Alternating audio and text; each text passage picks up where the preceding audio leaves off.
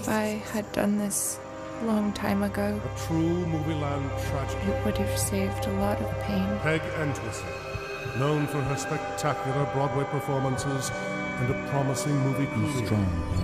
Is Hollywood filled with sorrow followed by tragedy? Perhaps when we think of Hollywood, only fame and fulfilled happy places come to mind. These actors are icons from Hollywood history who prove otherwise. Number 10, Peg Entwistle. Peg Entwistle's story is one of Hollywood's most haunting legends.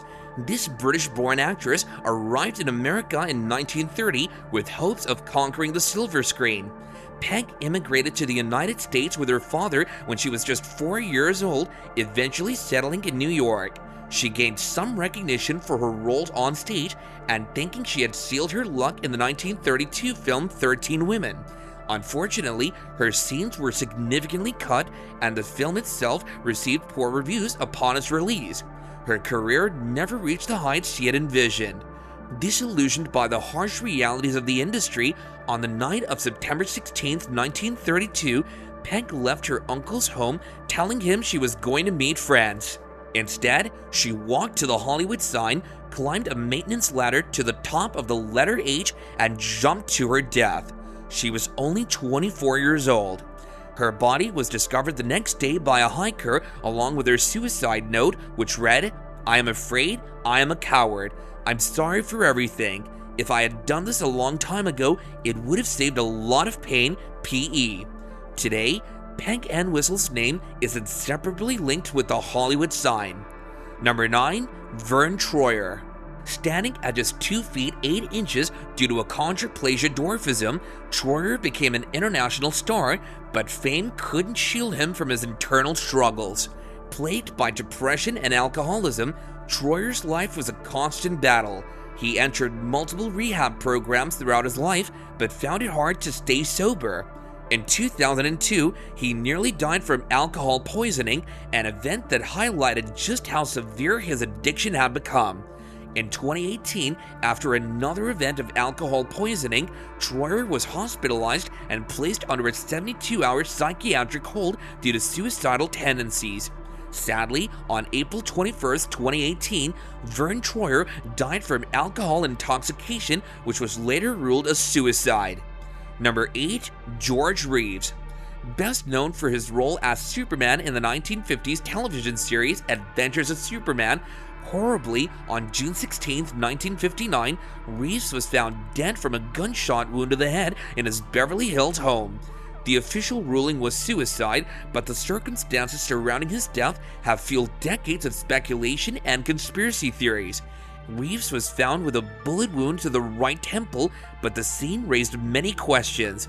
The shell casing was found under his body, and there were no powder burns on his hands or head, both unusual in a suicide case. To this day, the fallen Man of Steel's death still remains a mystery to everyone. Number 7, Margot Hemingway. Margot's life was filled with depression, bulimia, and alcoholism.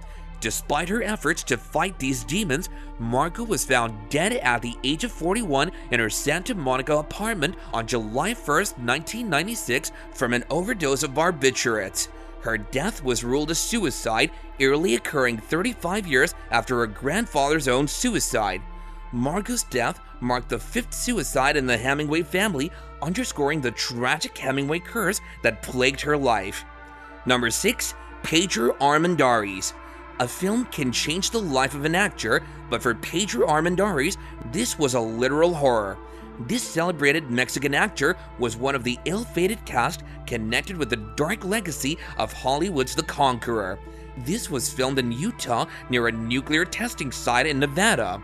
Unaware to the cast and crew, the area was heavily contaminated with radioactive fallout from atomic bomb tests conducted in the early 1950s. Out of the 222 people involved in the film's production, an astonishing 91 developed cancer and 46 died as a result, including Armendáriz, who was diagnosed with terminal kidney cancer in 1960. Number 5, Don Cornelius. Don Cornelius was the visionary behind Soul Train, a television show that revolutionized music and culture by bringing black music into mainstream America. His work empowered countless artists and gave a platform to a generation's voice. However, Cornelius's later years were marked by health problems and personal struggles. On February 1st, 2012, he ended his life with a self-inflicted gunshot wound, leaving the music world in shock. Number 4. Bryn Hartman. Married to comedian Phil Hartman, Bryn Hartman seemed to have it all: love, fame, and family. But beneath the surface, she battled substance abuse and mental health issues. In a devastating turn of events on May 28th, Bryn shot and killed Phil while he slept, then took her own life. This shocking act left a void in Hollywood and raised awareness about the hidden struggles that can lead to such tragedy. Number 3. Charles Boyer. Charles Boyer was a talented French actor whose career spanned decades, bringing him fame and adoration. Boyer's life took a dark turn in 1978 when his beloved wife of 44 years, Pat Patterson, died due to cancer.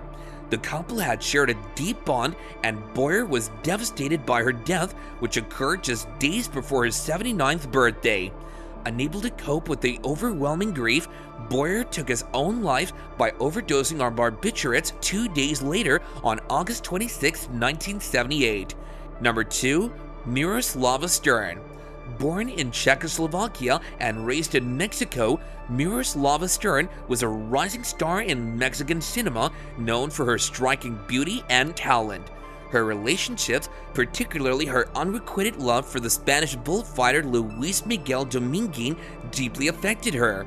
Dominguin's sudden marriage to Italian actress Lucia Bosé in 1955 reportedly devastated Miroslava.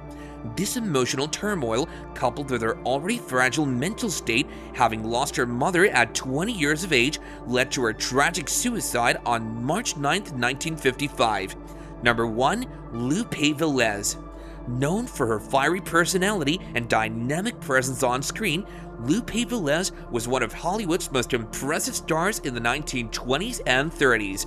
Her vibrant roles in silent films and early talkies earned her a place in cinematic history, but her personal life was filled with turmoil.